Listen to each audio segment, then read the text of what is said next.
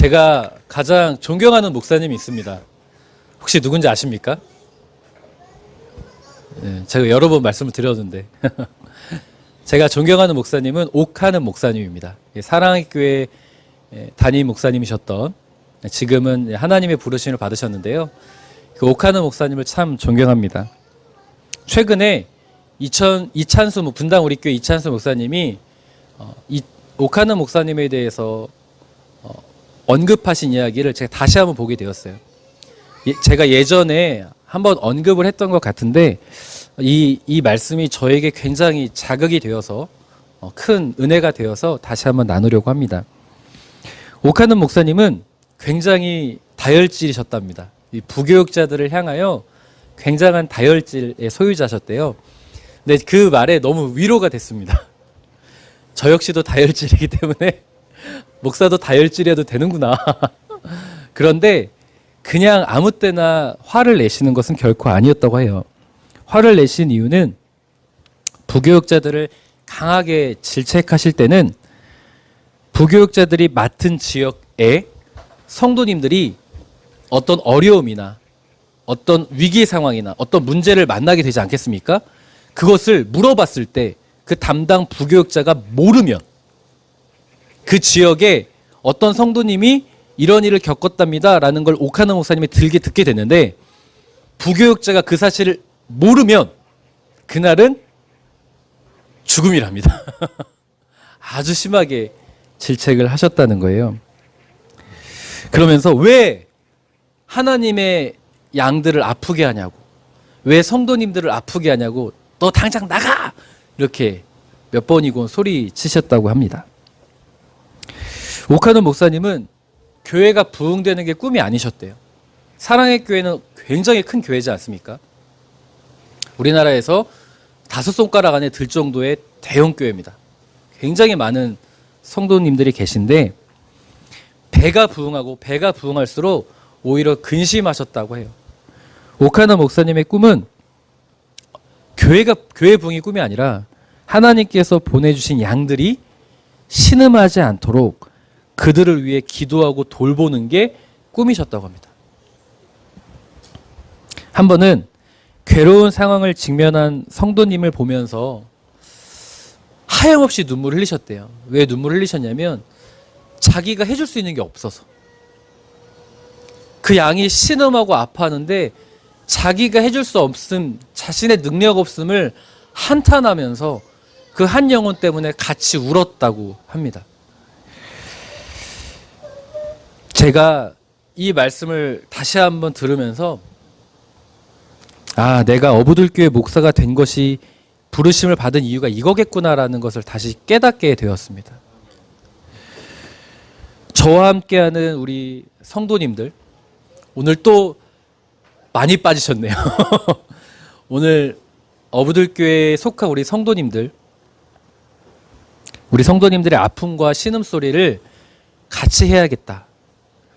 제가 설교를 연구하고 잘하고 제가 알려지는 게 목적이 되는 건 결코 돼선 안 되고, 물론 노력은 해야겠지만 제가 더 우선을 해야 될 건 우리 성도님들이 힘들고 아파하는 부분이 있다면 그것을 위해서 같이 기도하고 같이 울어야겠다는 것을 깨닫게 되었습니다.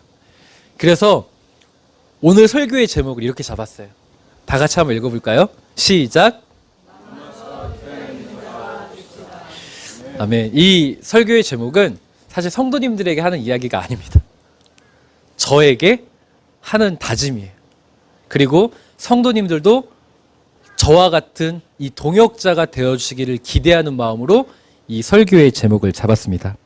저는 성도님들의 염려와 고민 전부 알 수 없지만 그래도 성도님들이 고민하고 있는 것에 대한 저의 다짐, 그리고 함께하고 싶은 그 은혜를 오늘 함께 나누려고 합니다. 그래서 오늘 본문은 지난주에 이어서 같은 본문을 채택하게 되었어요. 오늘 본문은 사울왕이 이스라엘을 다스린 지 2년째가 되던 해에 블레셋과의 큰 전쟁을 발생하죠. 제가 지난주에는 이 본문을 가지고 사울왕이 2년째가 되는 해를 좀 집중하지 않았습니까? 그래서 민수기 14장과 비교해서 진리를 붙잡지 못했던 이스라엘 백성의 삶이 바로 사울 왕의 삶과 귀결되어지는 부분을 제가 대조해서 설교를 했습니다.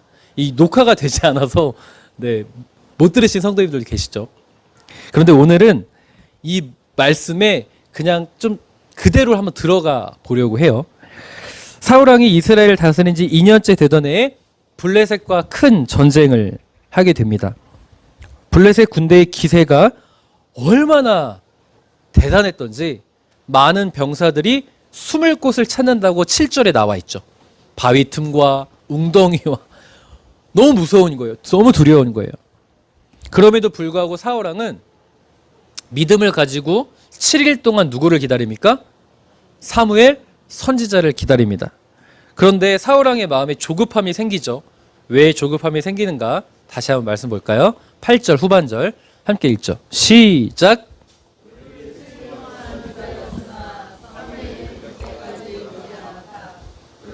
남아있던 사람들마저 하나씩 둘씩 뿔뿔이 흩어지기 시작하였다. 아멘. 이스라엘 병사들이 두려워하면서 도망가는 상황이에도 7일 동안 사울 왕이 믿음을 가지고 기다렸어요. 그렇죠? 그런데 그때 사울 왕과 함께 있던 남아있던 자들이 있었습니까? 없었습니까? 있었어요. 그 남아있던 자들을 보면서 사울 왕은 그래도 위안을 삼았을 거고 위로를 얻었을 거예요. 그런데 문제가 발생합니다. 같이 믿음을 가지고 그 자리를 지켰던 남아있던 자들마저도 뿔뿔이 흩어지기 시작을 하는 거예요. 그럼 사울 왕의 마음에 어떤 감정을 느끼겠습니까? 불안하고 초조하겠죠. 조급함이 생길 수밖에 없어요. 이러다가 정말 큰일 나는 거 아니야?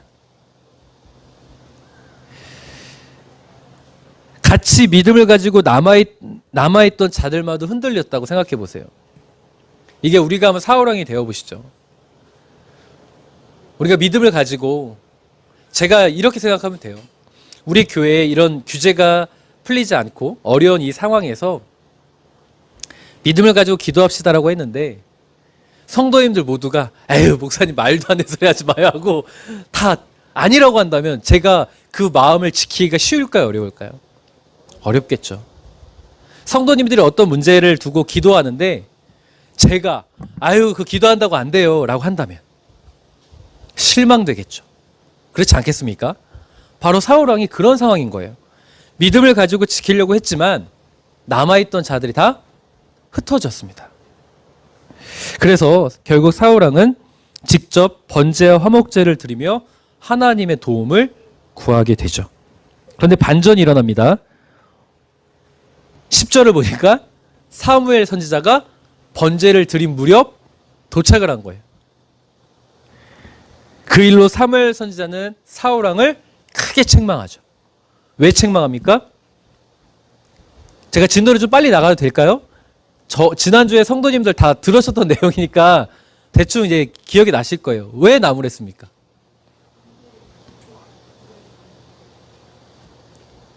왕의 역할이 아니었기 때문입니다. 제사는 제사장이 해야죠. 왕의 역할이 아니었기 때문이죠. 그러자 사울 왕은 자신의 입장을 변호합니다. 본인도 안다는 거예요. 내가 제사를 드릴 수 없는 역할임도 알고 있음에도 불구하고 그럴 수밖에 없는 입장을 변호하고 자신을 이해해 줄 것을 이야기하죠. 그래서 11절 하반절에서 12절 함께 읽겠습니다. 시작.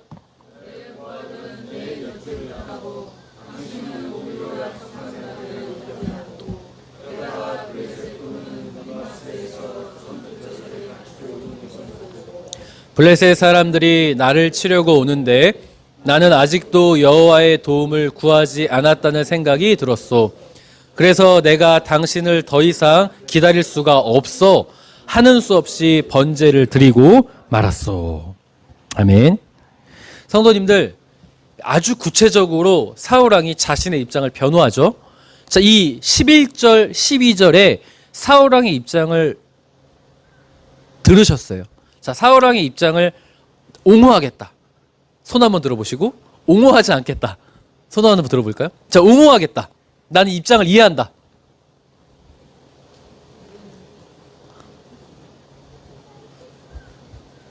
좋습니다. 자, 이렇게 자신이 다 이렇게 손을 이렇게 드세요. 선서하는 줄 알았습니다. 선서. 자, 나는 이해하지 못한다. 그 손 안 드신 분은 뭐죠? 이것도 저것도 아니에요. 더 어렵네요. 저는 전자입니다. 전 사울왕의 입장을 충분히 이해할 수 있어요. 만약에 제가 사울왕이었다면 저 역시도 그럴 것 같아요. 성도님들이 사울왕이시라면 7일 동안 기다렸음에도 불구하고 사무엘 선지자가 오지 않았을 때 하나님의 도움을 구하기에 어쩔 수 없이 제사를 드려야 한다면 하지 않겠습니까? 그럼 사울왕의 입장이 틀립니까? 맞습니까? 맞겠죠. 그런데 성경은 뭐라고 할까요? 우리가 전자를 선택했어요. 근데 성경은 후자를 선택합니다. 13절을 보면요, 사무엘 선지자가요, 당신은 하나님 앞에 순종하지 않았대요. 망령되이 행했다고 해요. 강하게 질책합니다.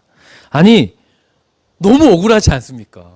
제가 이 말씀을 그래서 지난주에는 민수기 14장과 연결시켜서 사울왕이 2년째 되던 해, 출애굽한 지 2년째 되던 해, 그리고 사울왕이 38년의 왕 생활, 왕권을 잡았던 시간과 38년의 광야 생활과 연결시켰어요. 그런데 오늘은 이 말씀을 좀 보려고 합니다. 아니, 이게 도대체 뭘 잘못했거길래 7일이나 기다리려고 노력했는데 이게 도대체 무슨 의미이길래 이렇게 불순종했다고 하는가? 놀라운 말씀이 있습니다. 10장 8절. 자, 함께 읽죠. 시작.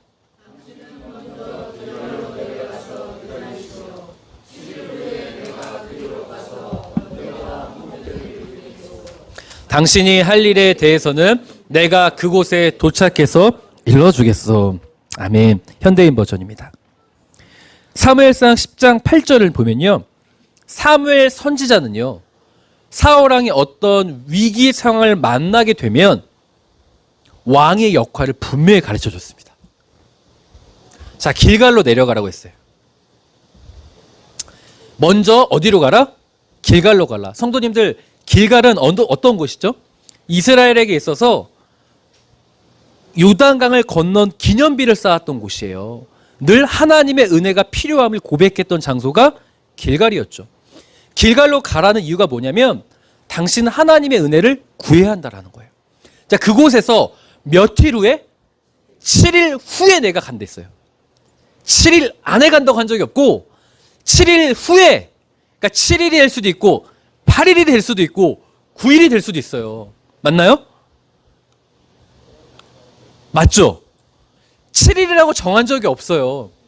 7일 후에 간다고 했어요. 분명히 7일 후에 간다라고 사울왕에게 이야기했습니다. 자, 그런데요, 이 말씀을 사울왕이 알아요, 몰라요? 안 거예요. 그러니까 7일을 기다린 거예요. 근데 놀라운 거, 사울왕이 무엇을 붙잡은지 아십니까? 사울왕이 7일을 붙잡은 거예요. 사무엘 선지자가 7일 후에 간다고 했을 때, 그러면 7일 후면 8일이 될 수도 있고 9일이 될 수도 있고 10일이 될 수도 있잖아요. 그런데 사울왕은 무엇을 붙잡았냐면 내가 정한 시간은 7일인 거예요. 믿음을 가지고 기다린다고 하는데 이미 자기는 때를 결정했어. 자신의 상황의 시간을 자기가 결정합니다. 사울왕은 7일을 붙잡았습니다.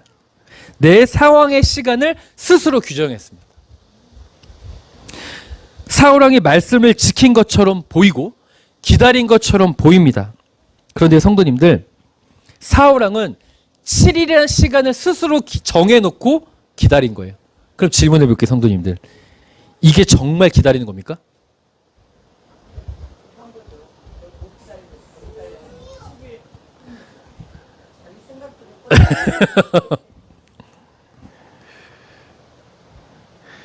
하나님의 때가 없어요. 기다리는 것처럼 보이나 내가 정한 시간 안에 응답이 없으면 하나님이 없어요. 기다리는 것 같은데 기다리지 않는 거예요. 겉 모양은 내가 믿음이 있는 것 같고 내가 하나님을 향해 의지하는 것 같은데 하나님을 의지하지 않아요. 저는 이 모습이 너무 우리와 같다고 생각했습니다. 하나님 이때까지 응답해 주셔야 됩니다. 하나님 지금은 해결돼야 되지 않습니까? 내가 때를 정해놓고 응답을 기다립니다. 결국 사울은요, 하나님의 은혜를 기다리는 것처럼 보이지만 하나님의 때를 기다리지 못하는 거예요. 그래서 사무엘 선지자에게 강하게 질책을 받고 있는 겁니다. 지금 성경이 무엇을 이야기할까요? 성경이 무엇을 이야기하는 것 같습니까? 저는 이렇게 받아들였어요.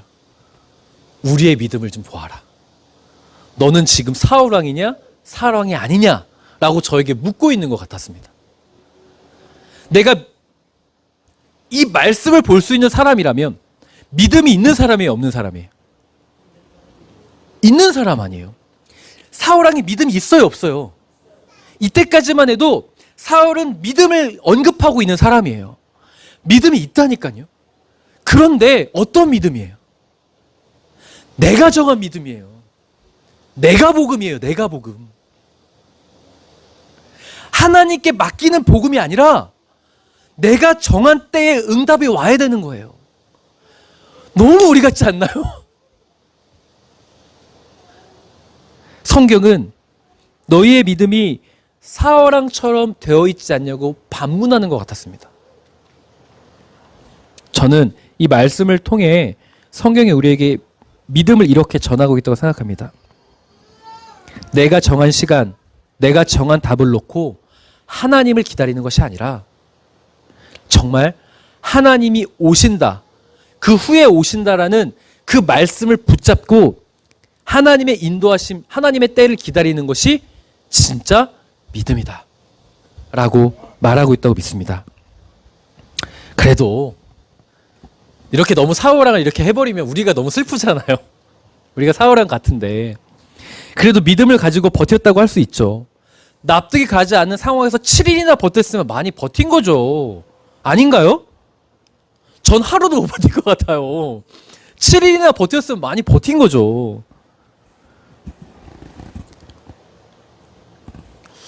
도저히 납득할 수 없는 상황에서 병사들이 숨고 탈영을 해요. 7일이나 버텼습니다. 그래도 7일이나 버틸 수 있었던 이유가 뭔지 아십니까? 남아있던 자들이 있었기 때문이에요. 그 옆에서 남아있던 자들이 그래도 같이 기다려보자라고 했기 때문이에요. 그런데 그들까지 이탈하니까 얼마나 초조하겠습니까? 저 역시도 그럴 것 같아요. 그런데 성경이 전하는 메시지를 꼭 기억하십시오. 나의 때에 원하는 답이 없다고 해서, 모두가 내 마음을 몰라준다고 해서, 모두가 자신의 일이 아니라고 나를 방치하는 것 같이 느껴지는 이 순간이거든요. 사울왕 입장에선. 그렇다고 해도 성경은 우리에게 요구하고 있습니다. 하나님의 때를 신뢰하고 기다려라. 이 말씀을 꼭 붙잡으시길 주님의 이름으로 간절히 부탁드립니다. 신약에서도요, 내가 기다리던 하나님의 은혜의 때, 하나님이 주시고자 하는 은혜의 때가 다를 수 있다는 걸 보여주는 말씀이 있습니다. 바로 요한복음 11장에 죽은 나사로 이야기예요. 요한복음 11장에는 베다니에 사는 나사로가 병들어서 마르다와 마리아가 자신의 오라버니를 살려달라고 사람을 속히 보내서 누구에게 보내죠? 예수님께 보내죠. 그런데 그들이 기대했던 건 예수님이 빨리 오셔서 안수해 주셔서 오라버니 나사로를 병든 것을 치유해 주시길 기대했어요. 그런데 예수님의 시간은 마르다와 마리아의 시간과 달랐습니다. 예수님은 의도적으로 이틀을 더 유하십니다. 만약에 그 병든 것이 나사로가 그래도 계속 살아 있었다면 이틀을 더 유하신 걸 그들은 이해할 수 있었겠죠. 그런데 예수님이 이틀을 더 유하시는 그 시간에 나사로가 어떻게 됐죠? 죽었습니다. 그 소식이 예수님께 전해 들었어요. 예수님 뭐라고 하셨죠? 죽은 게 아니라 잔다라고 말씀하시죠. 그리고 가셨어요. 갖자마자 마르다가 딱 나오죠.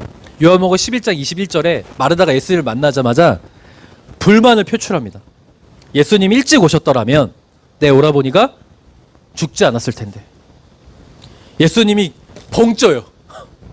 내가 왔는데 이렇게 불만을 표출하다니. 지금 예수님이 내 앞에 있는데 불만을 표현하는 거예요. 예수님 뭐라고 말씀하세요? 네 오라버니가 살아날 것을 네가 믿느냐라고 물어요. 그러니까 마르다가 뭐라는 줄 아죠? 네, 나중에 예수님 그 천국이 임하면 살아날 거 믿어요라고 이야기하죠. 안 믿는 거예요. 내가 규정했던 시간대에 그 응답이 없으니까 안 믿는 거예요. 예수님은 앞으로 일어날 거라고 이야기하는데, 좀 있으면 살아날 거라고 이야기하는데 안 믿어요. 왜? 내가 정했던 놓은 시간 안에 응답이 있어야 그게 응답이라고 말하는 거죠. 마르다나 사울왕이나 똑같아요. 그런데 마리아가 또 나오죠. 그 마르다가 예수님을 만났을 때 마리아 나오지도 않았어요. 불만이 가득하다라는 거죠. 마르다가 들어가서 마리아를 불러줍니다. 마리아가 나와서 예수님께 뭐라고 하죠? 똑같이 얘기해요. 예수님께서 일찍 오셨더라면 내 오라버니가 죽지 않았을 텐데. 예수님께서 그 모습을 보시고 이렇게 말씀하시죠. 11장 33절 함께 읽겠습니다. 시작. 예수께서 그가 우는 것과 또 함께 온 유대인들이 우는 것을 보시고 심령의 비통에 여기시고, 그리고 35절을 보면요, 예수님이 눈물을 흘리셔요. 저는 그 예수님의 눈물이 나사로의 그 모습을 보고 우신 게 아니라 이들의 믿음 없음을 너무 안타깝게 생겨서 우셨다고 믿어요, 저는. 그리고 지금도 사울왕과 마르다와 마리아와 같은 우리를 향해서 울고 계시다고 저는 믿어요. 아멘하면 안 돼요. 여기서 아멘하면 안 돼요. 그리고 예수님 33절에 보면 심령의 비통이 여기신대요. 여기 비통이 여긴다는 게 뭘까요? 이건요, 성도님들 원어로 보면요, 분노를 표출하다는 뜻이에요. 비통이 여기시고 긍휼히 여기시다라고 나와 있기 때문에 이 비통과 이 마음이 우리를 불쌍히 여기시는 거라 생각하는데 아니에요. 원어로 보면 예수님 분노하고 계세요. 마르다와 마리아의 이 모습을 보시고 분노하세요. 왠지 아세요? 분명히 물어보시거든요. 네 오라버니가 살아날 것을 믿느냐? 비아냥거려. 그럴 수 있죠. 뭐 안 믿는 거예요. 내가 원하는 시간에 일어나지 않으면 비아냥거리고 안 믿어요. 성경은요, 예수님께서 우시면서 나중에 고쳐주시죠, 나사로를. 무엇을 이야기하는 걸까요? 우리의 시간과 하나님의 시간은 다르다는 것을 보여주는 겁니다.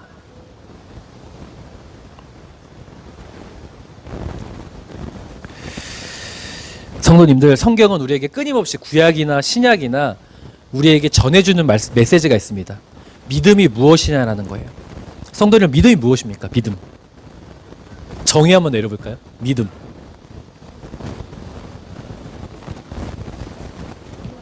참 다양한 답이 나올 수 있는 주제예요. 그죠? 각자의 고백이 달라요. 그러나 성경이 제가 이해하는 믿음은, 구약이나 신약에서 일맥상통하게 이야기하는 믿음은 기다림입니다. 기다림.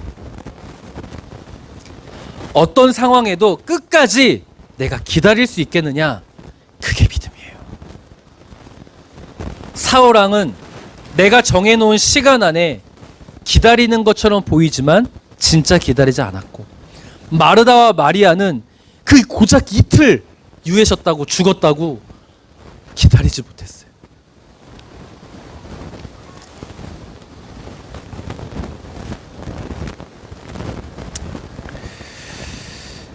믿는다는 것이 무엇이냐면 나의 시간이 아니라 하나님의 시간을 인정하고 끝까지 기다리는 겁니다. 물론 쉽지 않습니다. 왜 쉽지 않은 줄 아십니까? 디모데후서 3장 4절 함께 읽죠. 시작. 배신하며 조급하며 자만하며 쾌락을 사랑하기를 하나님 사랑하는 것보다 더하며. 아멘. 이 디모데후서 3장의 말씀은요, 말세 마지막 때에 나타나는 죄의 목록에 대해서 열거하고 있습니다.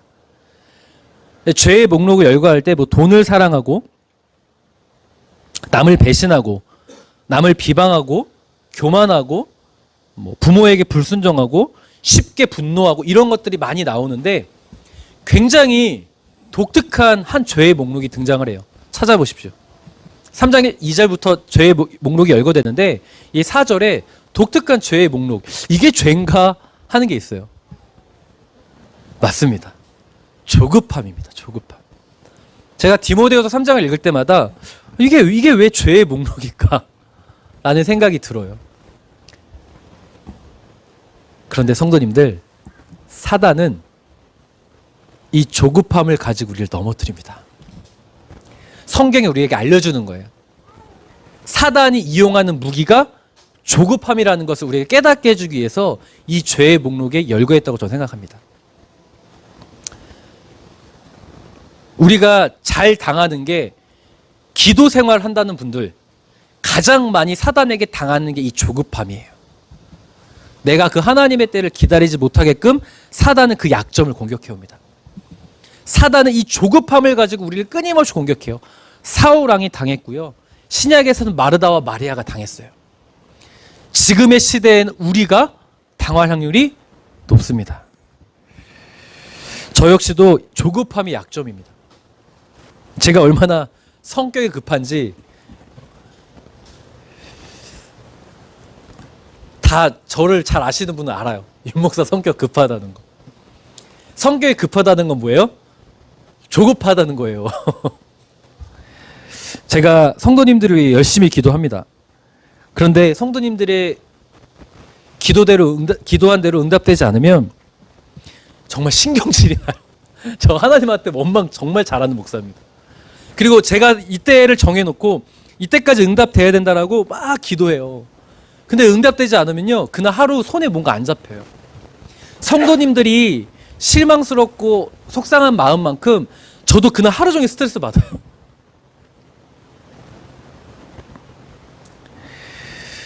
제가 사울왕입니다. 저만큼 사울왕일 수 없어요. 성도님들은 어떠신가요? 우리 교회에 아프신 성도님들 참 많습니다. 정말 간절히 기도하고 있어요. 그런데 제가 아프신 성도님들, 환우들을 위해 기도할 때 이 말씀을 다시 비춰보면 제가 사울왕의 기도를 하고 있다고 생각이 듭니다. 성도님들은 어떠십니까? 혹시 사울왕의 기도를 하고 계시지 않습니까? 하나님, 이제는 되어야 됩니다. 이때는 확실히 응답을 주십시오. 이때에 응답되지 않으면 실망하고 속상해하는 우리를 발견하게 됩니다. 그런데 성도님들, 이제 우리 좀 다른 기도 한번 해볼까요? 다른 기도 했으면 좋겠어요. 하나님, 우리는 연약합니다. 그러하오니 하나님의 때를 믿는 믿음을 주십시오. 그리고 하나님, 나는 연약하니까 하나님의 시간을 속히 오게 하여 주십시오라고 우리의 기도가 조금 바뀌었으면 좋겠습니다. 사울왕처럼 하나님, 이때는 응답되어야 됩니다. 지금 왜 나에게 이런 시간을 주십니까가 아니라, 하나님, 내가 지금 이런 시간을 겪고 있지만 하나님의 시간을 인정할 수 있는 나의 연약한 마음을 붙잡아 주십시오라고 기도할 수 있었으면 좋겠습니다. 그런데요, 성도님들, 사울왕이 흔들렸던 결정적인 요인은 사무엘상 13장 8절에 남아있던 자들이 떠났기 때문입니다. 남아있던 자들이 떠났기 때문이에요. 그 남아있던 자들이 떠나니까 디모데후서 3장 4절에 이 조급함이 발동된 거예요. 만약에 남아있던 자들이 같이 있었으면 이 조급함이 더디게 올 수 있었어요. 동의하십니까? 자, 그렇기 때문에 저는 성도님들에게 저의 다짐을 여기서 얘기하는 거예요. 제가 남아있는 자가 되겠습니다. 성도님들이 조급하지 않도록 같이 기도하고 같이 울고 같이 신음하고 같이 기도하겠습니다. 성도님들의 시간, 성도님들이 원하는 시간 안에 응답되지 않는다고 해서 너무 실망하지 마세요. 저도 사울왕의 기도를 했던 사람으로서 제가 남아있는 자가 돼서 성도님들이 그 시간, 하나님의 시간을 인정할 수 있도록 같이 기도하겠습니다. 지금 좀 힘들고 어려운 분 계시죠? 저도 잘 알고 있습니다. 그렇지만 결코 혼자가 아니시라는 거. 사울왕처럼 나 혼자 이 고민을 하고 있다는 것을 그렇게 생각하지 마시고, 그래도 적어도 우리 목사님이 그리고 우리 성도님들이 나와 함께 하고 있구나라고 이해하셨으면 좋겠습니다. 남아있는 자가 되겠습니다. 그리고 조급하시지 않도록 함께 기도하고 함께 눈물을 흘렸으면 좋겠습니다. 그래서 저는 이 말씀이 참 좋아요. 이 말씀 같이 한번 읽어볼까요? 자, 마태복음 18장 20절 함께 읽겠습니다. 시작. 두세 사람이 내 이름으로 모인 곳에는 나도 그들 중에 있느니라. 아멘. 두세 사람이잖아요. 모두가 내 마음을 몰라줘도 제가 남아있는 자가 되면 어쨌든 2명은 되잖아요. 어쨌든 2명은 되잖아요. 그렇지 않나요? 제가 성도님들 옆에, 성도님들이 지금 사울왕의 그 궁지에 몰린 마음을 느끼신다면 제가 남아있는 자가 되겠습니다. 그러면 두세 사람이 예수님의 이름으로 모인 곳에는 하나님의 은혜가 있어요. 결코 혼자가 아니시고 우리 성도님들은 늘 하나님의 은혜 가운데 함께하는 동역자가 있음을 꼭 기억할 수 있었으면 좋겠습니다.